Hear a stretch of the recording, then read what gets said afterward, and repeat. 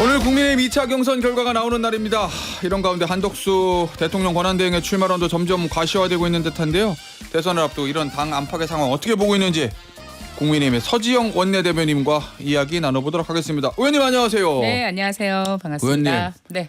당직을 맡고 계시니까 네. 마음껏 말씀은 못 하시겠지만 그러니까요. 속 시원한 얘기를 할 수가 없습니다. 예, 그래도 네. 오늘 2차 경선 결과가 발표돼요.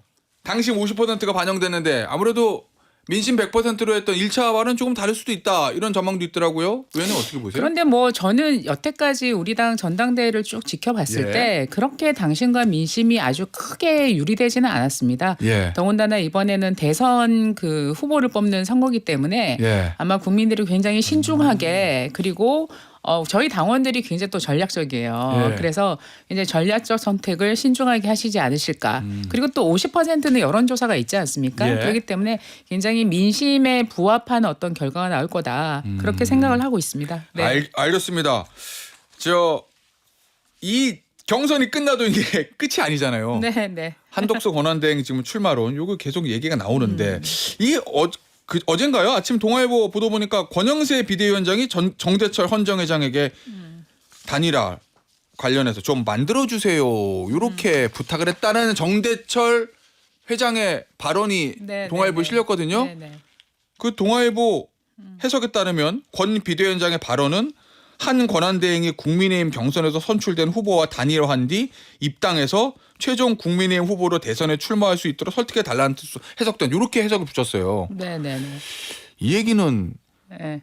잘못 해석하면 권영세 비대위원장이 그냥 한덕수 권한대행에게 후보를 갖다 바치는 걸로 해석될 수도 있는데요. 아니 권영세 비대위원장께서 우리 당의 지금 대표 사실 역할을 맡고 네. 계신데 권영세 비대위원장께서 그렇게 하실 수 있지 않아요. 사실은 네. 이게 대선 경선과 우리 후보를 선출하는 과정에서 다만 권영세 비대위원장께서는 이 위기의 상황에서 당을 책임지고 있는 분 아닙니까? 예. 어쨌든 이재명 세력이 이 정권을 잡는 것을 막아야 되는 데 있어서는 당연히 역할을 하셔야 되는 거죠. 예. 그리고 동아일보 기사를 보면 아까 지금 진행자께서도 말씀하셨지만 해석이라고 얘기하셨잖아요. 예. 두 분 해석된다라고. 간의 통화 내용은 양쪽에 다 물어봐야 되는 거 아니겠습니까? 그래서 통화 내용을 가지고 전화 통화 내용을 가지고 여러 가지 억측이나 해석을 하는 건 적절하지 않은 것 같고요. 예. 또 권영세 위원장께서 또 정대철 회장님께 우리 반 이재명 빅텐트라든지 앞으로 어떤 역할을 예. 충분히 저는 부탁드릴 수 있다고 생각하고요.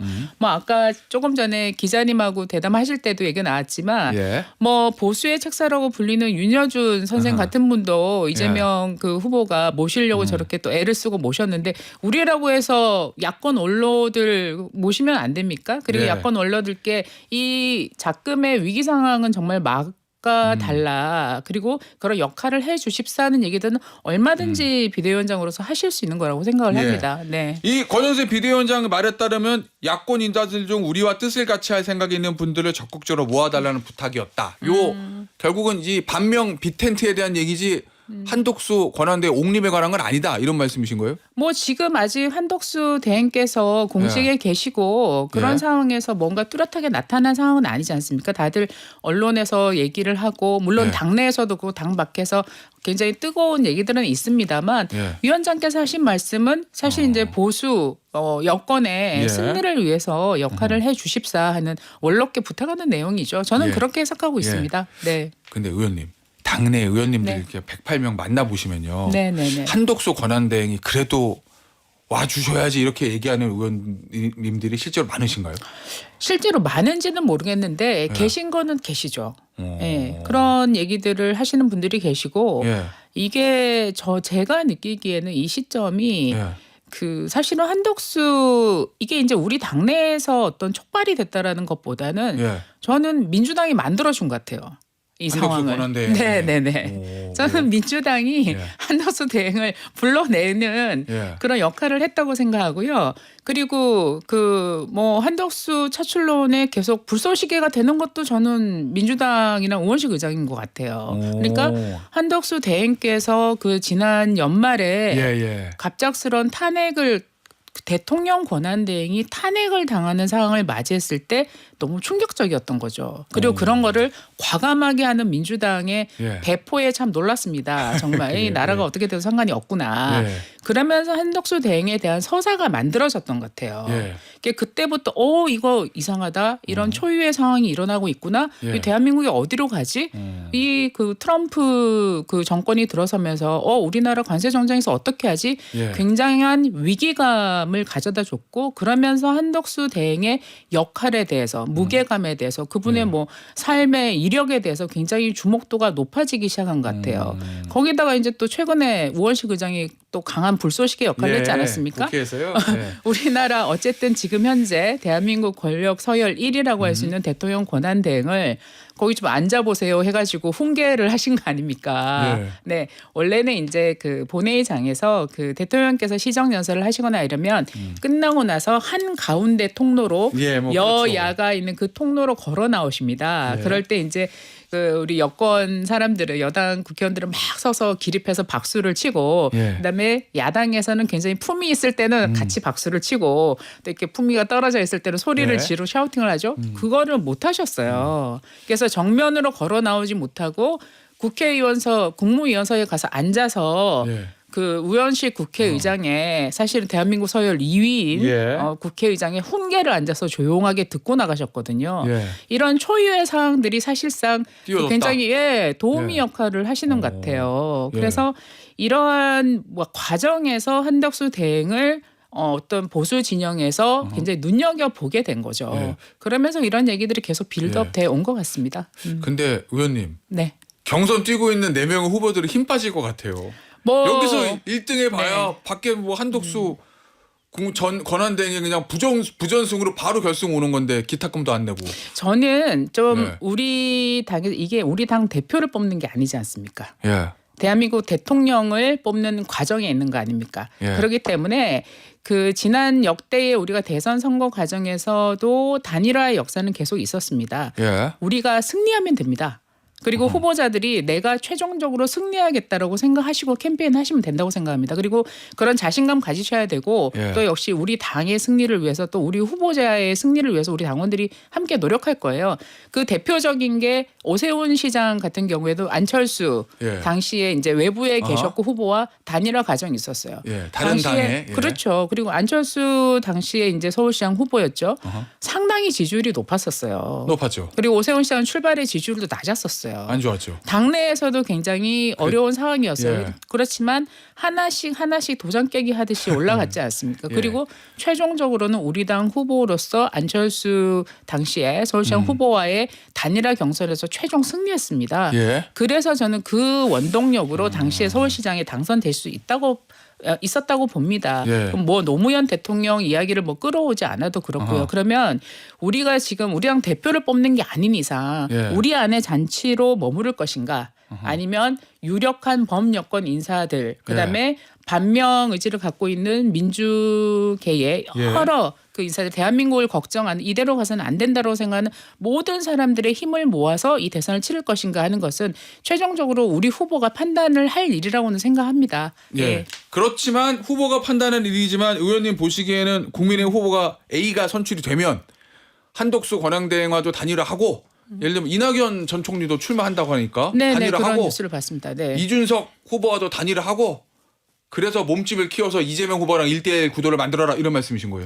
뭐 그러한 얘기들을 지금 수많은 평론가께서 하시는 거죠. 제가 하는 게 아니라. 의원님도 그런 네. 생각은 좀 뭐 당직자와는 할 수 별개로 있다면 사실은 이재명 세력을 꺾기 위해서는 저희가 할 수 있는 모든 것을 다 하는 게 예. 애국이라고 생각합니다. 알겠습니다. 자, 그런데 의원님은 그렇게 긍정적으로 해석을 해주셨는데 어제 이제 홍준표 후보의 페이스북을 보셨겠지만 네. 보면 대선보다 당권에만 눈먼 사람들.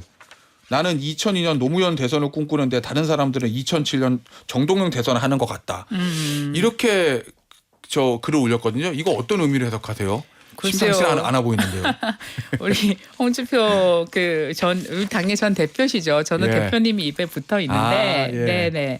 워낙 이 촌철살인에 항상 글도 쓰시고 예. 또 페이스북을 짧은 글 아주 강력한 그 필력을 예. 이제 나타내 주시는 분인데 뭐 당권 얘기를 하는 거는 지금 무슨 의미인지 저도 잘 모르겠어요, 솔직히. 예. 뭐 대표님한테 직접 물어보지 않는 이상 무슨 말인지 모르겠고 예. 다만 이제 거기에 방점은 본인은 노무현처럼 가겠다라고 얘기하셨던 게 오히려 저는 방점이 있는 것, 포인트가 있는 것 같아요. 그러니까 노무현 전 대통령께서 그 굉장히 당내에서도 어려운 상황에 몰렸었고 당시에 그리고 정몽준 후보와의 단일화 또 힘든 단일화 과정을 거쳐서 결국은 승리했지 않습니까? 그런데도 그 선거 마지막 날에 예. 정몽준 당시에 후보가 이제 단일화를 이제 지지를 철회하겠다 해가지고 또 굉장히 위기에 빠졌는데도 예. 기사회생으로 결국은 대통령이 되셨거든요. 예. 아마 그러한 과정, 내가 최종적으로 승리하겠다라는 강력한 승리의 의지를 저는 드러내는데 방점이 있다고 생각합니다. 혹시 의원님 혹시 이런 건 없을까요? 예를 들면